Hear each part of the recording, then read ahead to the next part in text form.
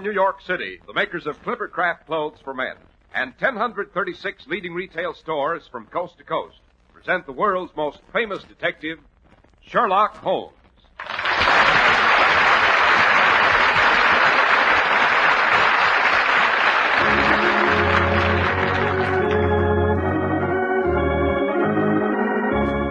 Tonight's story, The Adventure of Lady Waverlys Imitation Pearls. Well, here we are again in Dr. Watson's cheerful study. The lamps have been lit, and from outside comes the steady drip of a soft spring rain mixed with fog. Yes, Mr. Harris, this sort of weather always reminds me of Baker Street. I think I can do no better than tell you of an adventure that had its inception on just such a day. It had to do with a great lady's pearls, which were not altogether genuine. And it ended in the chambers of a certain well-born, but shall we say, careless bachelor in Albany. Well, that's the first time I knew you and Sherlock Holmes ever visited the Hudson Valley, Doctor. We didn't, Mr. Harris, unfortunately. No, Albany in this story refers to an imposing building which was originally the residence of the Duke of York and Albany. It was later divided into chambers for famous and fashionable bachelors. Oh, speaking of gentlemen of fashion, Mr. Harris, isn't that your department? It certainly is, Dr. Watson, and in the spring, it's natural for a man to think of new clothes. And this spring, you have every right to the most your money can buy, which means you need pay no more than Clippercraft's modest prices. For Clippercraft clothes, the result of the famous Clippercraft plan, are one of America's finest values. The Clippercraft plan concentrates the buying power of 1,036 of the nation's finest stores from coast to coast, making possible steady, year-round operation, resulting in tremendous savings in manufacturing and distribution costs, and putting those savings, even in the face of today's high prices, in your pocket. And your Clippercraft dealer is a friendly, local, independent store where you get real personal attention. New spring Clippercraft suits, beautifully tailored, are only $40 and $45. Top coats in fine coverts and worsted gabardines are only $40 and $45, and sport jackets, but $26.50. Compare Clippercraft with clothes selling for many dollars more. In short, no matter what the occasion, Easter parades or a visit to your best girl, we hope you'll continue to set sail in a Clippercraft. Very neatly put, Dr. Watson. And now to return to the gentleman who lives in the Albany. Oh, no, not the Albany, Mr. Harris, just Albany. Oh. He lived in Albany. That's how we express it, you know. Well, it all began placidly enough. It was late one dreary April afternoon. Since morning, a dun-colored veil had hung over the housetops, looking like a reflection of the mud-colored streets beneath. Neither Holmes nor I had stirred abroad the entire day. I sat in my armchair, silent and morose. The dampness had brought the usual twinges to my old bullet wound. Holmes, who was always a contrary individual, bounced about like an animated cricket. Oh, Holmes, if you'd light somewhere for just a few minutes. Bullet acting up a bit, eh, Watson? Oh, no more than usual in this weather, confound it. Yes, I thought I recognized the vice-like set of the jaw. Of course, I'm not a medical man, but I think I could suggest a remedy. Certainly not. Aha! Did you hear that? Hear what? The house is as still as a morgue. A carriage just came to rest at our curb. A rather elegant four-wheeler. A mettlesome horse. The man on the box has jumped down. Now he's dashing up our front steps. You hear that, Watson? Sounds as if our visitor's errand might be urgent. Oh, how can you tell all that? You haven't even looked out of the window. My ears, Watson, are nearly as acute as my eyes. Yes, he is rather unrestrained, wouldn't you say? Now, it's just possible Oh, for pity's sake, stop deducing and go to the window and see what's up. Very well, if you insist. Yes, the four-wheeler turns out to be an elegant equipage with the name Blevin and Fossiter embossed in discreet gold lettering on the door. Oh, you mean it's a delivery van? Dear me, no. Blevin and Fossiter do not deliver. They escort whatever valuables come within their purview to their destinations in what is practically a private carriage. You wouldn't expect to see Lady Blenkinsop's emeralds or the Countess of Whistleworth's rubies drive up in a lorry. The Blevins and Fossiters are jewelers. You go to the head of the class, Watson. I wonder what's wrong at Blevins and Fossiters and why the man on the box has left his conveyance unattended to pay us a visit. Ah, here he is now. Come in, come in. Holmes, for once you were wrong. He's not a coachman. He's a young gentleman in an elegant ulster and a billycock hat. I didn't say he was a coachman. I said he was the man on the box. Why are you driving your own carriage, young man? What's happened to your usual coachman? Well, that's what I came to see you about, Mr. Holmes. You are Mr. Sherlock Holmes, I take it? Quite. Well, Burbage, he's our driver, has been bludgeoned, and the contents of Lady Waverlys' box is stolen. Burbage was inside the carriage, slumped on the floor. His forehead was still bleeding. However, he was coming to when we found him. Was he badly hurt? I don't think so. There's no evidence of a skull fracture, just a lump over the left eyebrow. I drove him home, of course, and his wife put him to bed with a poultice. Was he able to describe what had happened to him? Oh, yes, he was quite rational. Then why didn't you bring him along with you? Oh, I couldn't, don't you know. He was in his underwear. Oh, rubbish. Well, I'm doing my best, Mr. Holmes. I'm at my wit's end. Of course, when my uncle hears of this, I shall probably be sacked. I never wanted the job of playing nursemaid to all those confounded jewels. Oh, I'll admit, I should never have taken that nap. Easy there, young man. No good becoming incoherent. If you want us to help you out, you'll have to pull yourself together. Oh, by the way, I'm Dr. Watson, Mr. Holmes' colleague and biographer. Which is nothing to brag about, Watson. Oh, I say, I am sorry. I don't know what's happened to my manners. I haven't even presented my card. Allow me. Read it, Watson. Archibald Trotwold Possitor. And down in the corner it says representing Blevin and Possitor. That's my uncle. I mean the Possitor, the one who owns most of the firm. I see. How long have you been in his employ? Well, just a little over 2 months. Oh, I did so want to make good on Jenny's account, you know. She's my wife. And a darling. We've been married 5 weeks last Tuesday. Oh, that's charming. Watson, don't interrupt. In what capacity does your uncle employ you, Mr. Foster? Well, it's not a very impressive position, I'm afraid. I sit in the carriage and make sure everything's safely delivered to the proper address. When a firm deals in the commodities your uncle sells, young man, I should say that's a position of considerable responsibility. Oh, yes. I've had jewels amounting to $250,000 in my possession many times. And I assure you, if there had been anything like that in the carriage today, I shouldn't have dreamed of going home for lunch and taking a bit of a nap. So, you went home and had a nap? Yes, sir. You see, I had a touch of a toothache. Besides, I missed seeing Jenny at breakfast. I do hope you understand, sir.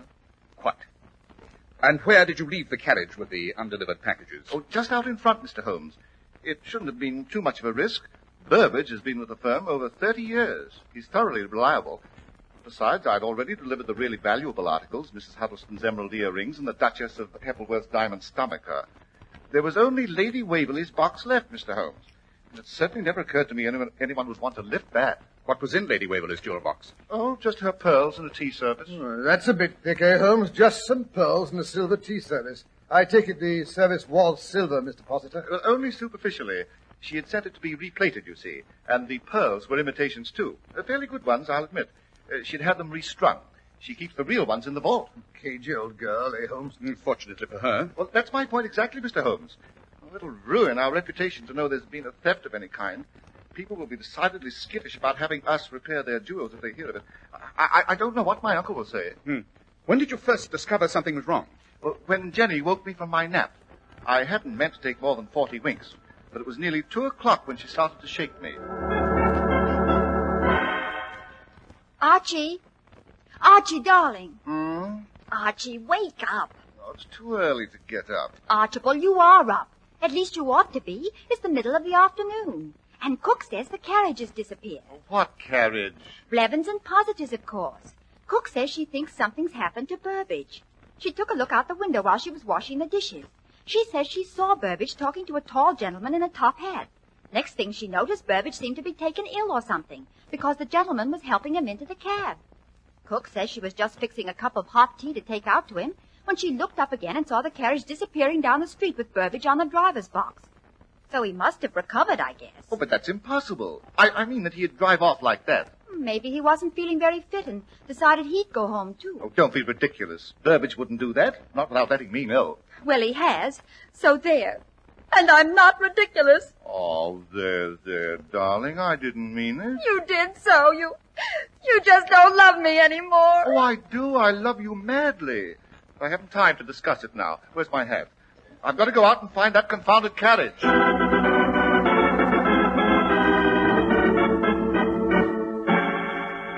Locating a missing carriage somewhere in London. How did you ever expect to do that, Mr. Possitor? That detail is unimportant, Watson. It's obvious Mr. Possitor was successful, inasmuch as the carriage is now standing at our curb. By Jove, I'd forgotten that. Well, as a matter of fact, it wasn't too difficult to locate the carriage. I hadn't gone more than a square or so when I ran into our local policeman, who was on his way to see me. Jenny and I live in South Kensington. Well, the bobby reported that Blevins and Possiter's carriage was standing in front of the Victoria and Albert Museum without a driver. And would I be so good as to remove it, as it was impeding traffic? But you say you found Burbage inside the carriage. Why hadn't the policeman noticed it? Well, he was on the floor, covered by the horse blanket, Mr. Holmes. Well, it's fortunate the Metropolitan Police has us to assist them, eh, Holmes? Or someone might take off with the Bank of England. Don't be fatuous, Watson. Go on, Mr. Possiter. You found the coachman under a horse blanket, but stripped to his underwear and with a gash on his forehead. Where exactly on his forehead? Well, over his left eyebrow, just under the hairline. There was a lump as big as an egg, too, and his hands were tied behind him with a large handkerchief. His own? Oh, no, Mr. Holmes. It was made of the finest cambric. As a matter of fact, I brought it along with me. Here it is. Oh, good boy. Interesting. Most interesting. Well, there's nothing distinctive about that handkerchief, Holmes. Not even a monogram. On the contrary, my dear Watson, this handkerchief is most helpful. It tells us that the criminal, for it's undoubtedly his handkerchief, is addicted to the use of scent. Bergamot, to be exact. He's also a pipe smoker who carries a not too well closed tobacco pouch.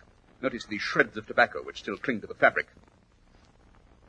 Rather rare tobacco, if I'm not mistaken. Yes, we shall have to investigate it further. My high-powered microscope, Watson. Oh, very well, but what you expect to deduce from a shred of tobacco... Neglect no source of information, Watson, no matter how infinitesimal. Yes, from a drop of water, the true man of science can deduce Niagara Falls, as I've said before. Oh, fiddle-faddle. In spite of Watson's derogatory remarks, Mr. Possiter, I am probably the greatest living authority on tobacco, both in the unsmoked stage and later when it's become ashes. But while my colleague is setting up the microscope, suppose you tell us exactly what the coachman, Burbage, had to say for himself. Well, yes, sir. Well, I found the carriage in front of the museum right enough, and when I opened the door to look inside, I heard a moaning and groaning. Help! Oh, help! Hello, what's up? Help! Get this blanket off of me. Burbage, whatever are you doing there and in that condition? No, close the door, Mr. Possiter, sir. No, I wouldn't want to draw a crowd. Not in my underwear. Now then, what's happened? Oh, I've been conked, sir. What? Stood behind me, he did, when I wasn't looking. And then he stripped me of my driver's uniform, got up in the box in it, and drove us away. Oh, I've always said you could trust a man that was fond of horses. But not any more, I won't. Oh? That's how we got to talking, sir. I was giving Bessie her midday oats, when down the street he comes, twirling a silver-headed cane, just as nonchalant as you please. Fine animal. That she is, sir. I like horses.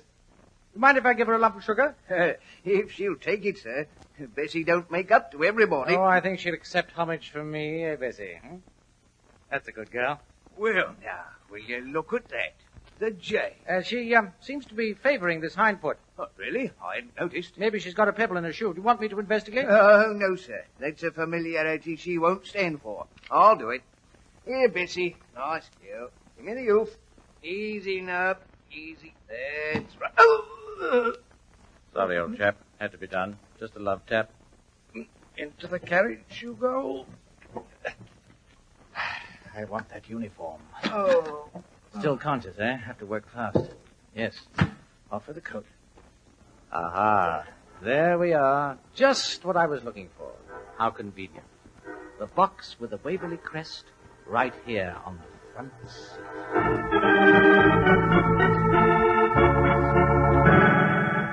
And so he stripped poor old Burbage, Mr. Holmes, and tied his hands with that handkerchief.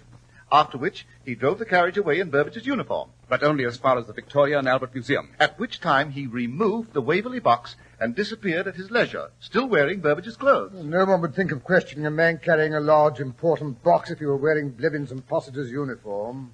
What size is Burbage, Mr. Possiter? Oh, about my height, 5'11", I should say, but a bit heavier built. I don't suppose you have any idea who the thief could be, Mr. Holmes. No, his description doesn't tally with any of our better jewelry robbers. What description? Not a word's been said as to what the man's like, aside from the fact that the cook says he wore a top hat. On the contrary, Watson, he's about 5'11", or he wouldn't have disappeared wearing Burbage's uniform. He's left-handed. The position of the wound on Burbage's brow gives us that interesting fact. His linen is of fine quality, witness the handkerchief. He uses bergamot, and he buys the most expensive brand of Latakia tobacco, a variety carried by only 2 tobacconists in all of London. And last but not least, when it comes to robbery, he's an amateur. But How can you know that? No professional jewel thief would run away with false pearls and silver plate. That could have been an accident. Not at all, Watson. According to Burbage's account, he recognized the box belonging to Lady Waverley. In fact, he probably expected to find it there. You mean the thief must be someone connected with our establishment who knew the box was in the carriage? Not necessarily. It could just possibly be an intimate of Lady Waverley who knew she was expecting delivery. But why bother with imitation pearls and plated silver? That, my dear Watson, is what makes this case worth investigating. But where are we to begin? With a visit to my friend Philip Ashton, who runs a small but select tobacco shop in the Burlington Arcade.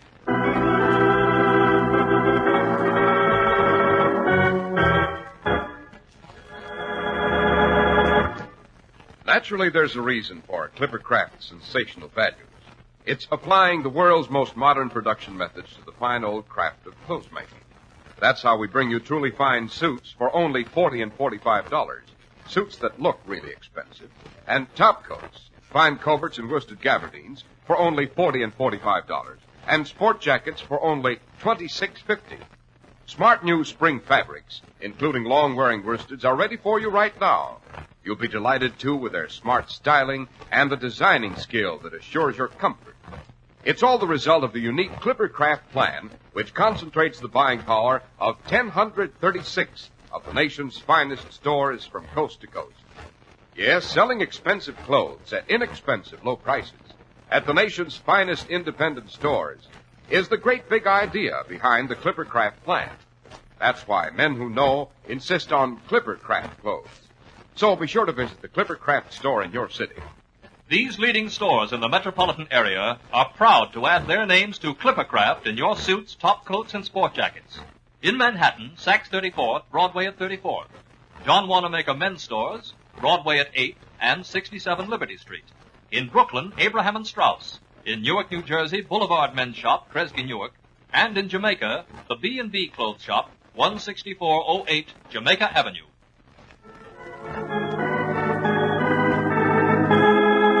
And now back to Sherlock Holmes and Dr. Watson. We find them standing in front of a counter, sniffing the contents of several elegant glass jars filled with tobacco.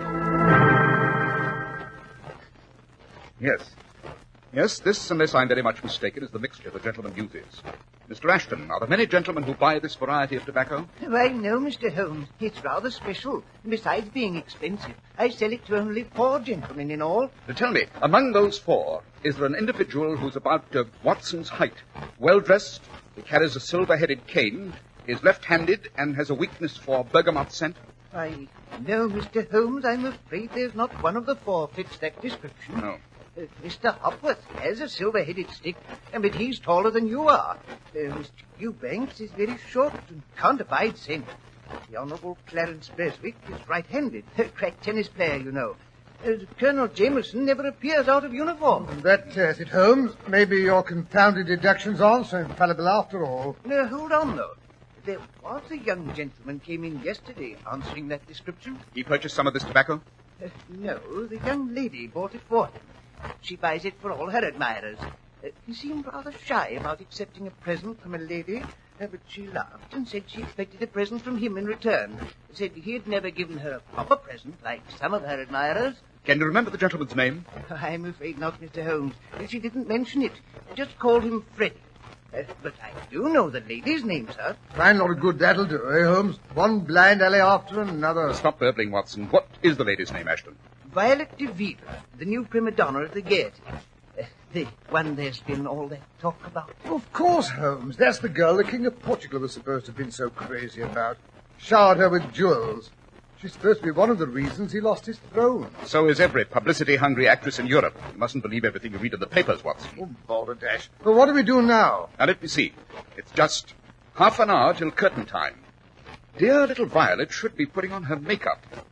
I think if we drop around to the Gaiety, we might persuade the lady to show us the latest addition to her jewel collection.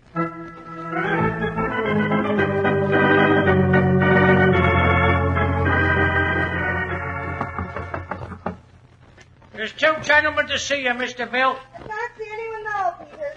Take the flowers or whatever they've brought and tell them to come back after the show. They haven't brought anything, Mr. Bill, just themselves. It's Mr. Sherlock Holmes. Mr. Sherlock Holmes, the detective? In person. Oh, just a moment till I throw on my opening costume. I've I've always been dying to meet you. She got one weakness, sir. She do love celebrities. Show the gentleman in, Peter. Mr. Sherlock Holmes and friend. My usual billing. Well, this is a pleasure. Do sit down, Mr. Holmes. You too, Mr. Dr. Watson.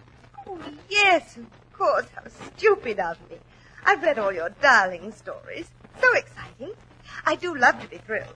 You do it so beautifully, you know. Why, Mr. Veal, that is, well, I'm quite overwhelmed. I mean that a young lady of your obvious discernment... But, of course, I suppose no one could help making the exploits of the great Mr. Sherlock Holmes exciting. Yes, of course. Back among the also-rans. And now, Mr. Holmes, I'm just bursting with curiosity. What brings you here? I've always understood you were practically a woman-hater. Not hater, my dear Miss Violet. I'm just, shall we say, on to their little tricks. Oh, dear. And I was so hoping to try mine out on you. I've some very effective ones, you know. Save them for some more susceptible victim. Oh, dear, I've always had a weakness for rude, self-sufficient men. Got you that time, Holmes. Don't interrupt, Watson. My dear Miss Violet, if I may call you that. I'd love it, unless you'd rather call me Vi. Miss Violet will do. I've come to warn you not to accept a present of jewelry from a certain fashionable young man. Gracious, I wonder which one you can mean. A girl in my position gets so many presents, you know. Suppose I specifically warn you against accepting pearls from a gentleman whose name is, shall we say, Freddie. Oh, this is fascinating. Why shouldn't I accept them, Mr. Holmes? Because he acquired them in a rather unorthodox fashion. I do believe you're trying to tell me Freddie stole them. Oh, but that's delicious. If you only knew how deliciously ridiculous. Freddie just couldn't possibly have stolen those particular pearls. Then you have already accepted them.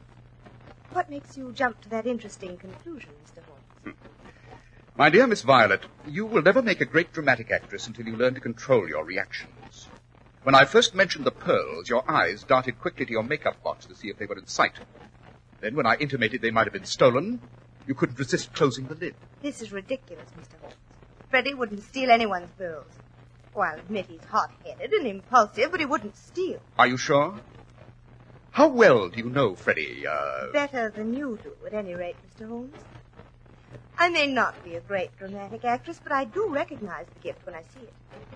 You didn't come here to warn me not to accept any pearls. You came here to find out who gave them to me.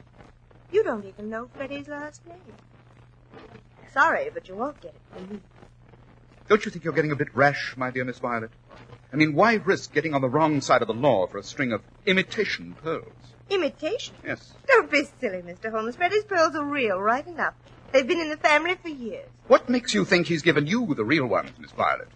Surely you must know Freddie has other, interests. If you mean that bandy-legged little soubrette at the Savoy, I know all about that. It was all over months ago. Then why did he give her the real pearls just half an hour ago? Mr. Holmes, you're a brilliant detective.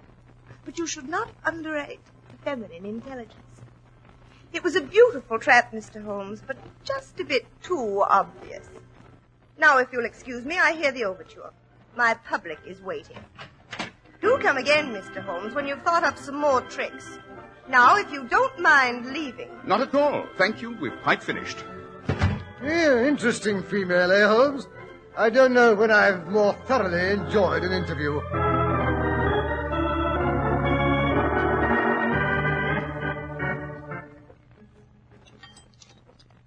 Ah, an excellent dinner, if I do say so myself, Watson. Pheasant was almost perfect. Undoubtedly, and it will put a jolly little crimp in our budget. Late dinner at Prince's Restaurant, champagne and caviar. I don't know what's got into you, Holmes. Oh, calm yourself, Watson. It all goes on the bill. I shall send Blevins and Possitor in the morning. Holmes, you're really outrageous. You've made a hash of the case, you've found out absolutely nothing, and yet you have the effrontery to talk of sending a bill in the morning. Well, you should be ashamed of yourself. On the contrary, Watson, I think I've done rather well. Well, that DeVille woman made an absolute ass of you. You mean that's the impression I permitted her to gather? She thinks she didn't give me the pearl thief's name. Actually, she spelled it out in block letters when she admitted they'd been in Freddie's family for generations. Whose pearls were they, Watson? Lady Waverlys, of course. Then putting two and two together, the thief must be a Waverly as well. Sir Freddie Waverly is a well-known young man about town with a weakness for ladies of the theatre. It's as simple as that. You mean he's stolen his own mother's pearls? His stepmother's, Watson. Freddie has always resented her. If his father hadn't married for a second time shortly before his death, Freddie would have inherited the pearls years ago. But why all this bother about imitation pearls? Freddie doesn't know they're imitations. It's never occurred to him that his stepmother keeps the real ones in the vault. Yes, well, if you're so sure of yourself, why not go to him and demand he return the silly things? If we were that gauche, Watson, the lady would probably refuse to give them up. No, you may count on it. Miss Violet will return them to him of her own accord as soon as the performance is over. And how do you reach that interesting conclusion? Freddie may not suspect that they are imitations, but dear little Violet is not so naive. Once we were out of the way, you can count on it, she rushed back and bit into the necklace. Yes, I don't imagine she took her discovery very placidly. They must have had an interesting performance tonight at the Gaiety. Yes, but Holmes, that performance was over nearly 20 minutes ago.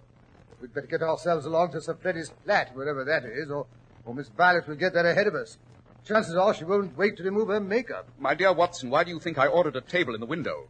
Sir Freddie Waverley resides just opposite there in the impressive architectural monstrosity known as Albany, in flat 2A to be exact. I say, Holmes, there comes a carriage tearing down the street. It stopped across the way. Yes, by Jove, that's Violet getting out. Quick, Watson. We'd better rescue the Honourable Freddie before she tears his hair out by the roots.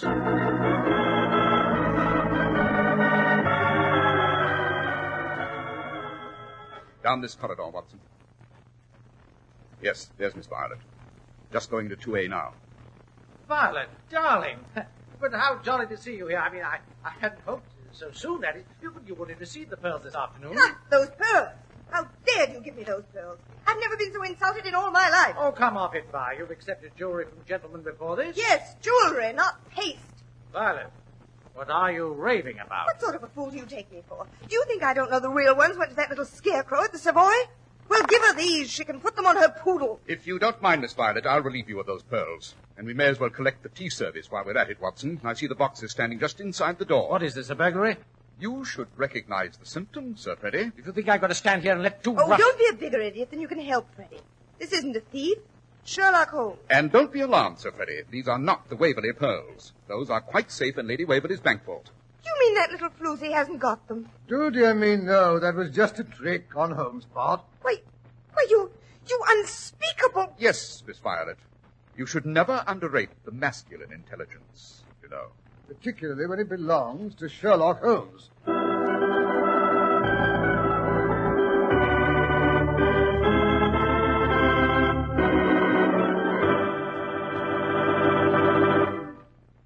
Well, I must say that was a neat bit of work on Holmes' part, Dr. Watson. And now, how about a hint about next week's story? All right. Well, next week I'll tell you how Holmes made a startling and dramatic appearance after several years' absence, and how we stalked a tiger who carried one of the most ingenious and deadly weapons Holmes was ever threatened with.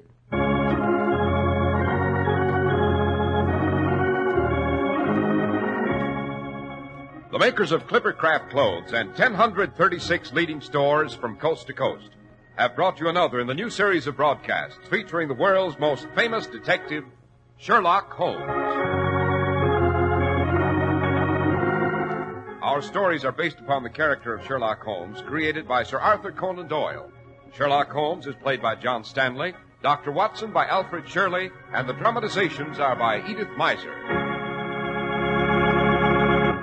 Sherlock Holmes is produced and directed by Basil Lochran, with special music by Albert Berman.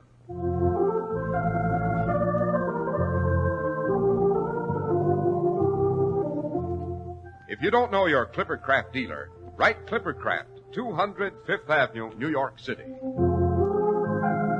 Be sure to listen next Sunday to Sherlock Holmes in the Adventure of the Empty House.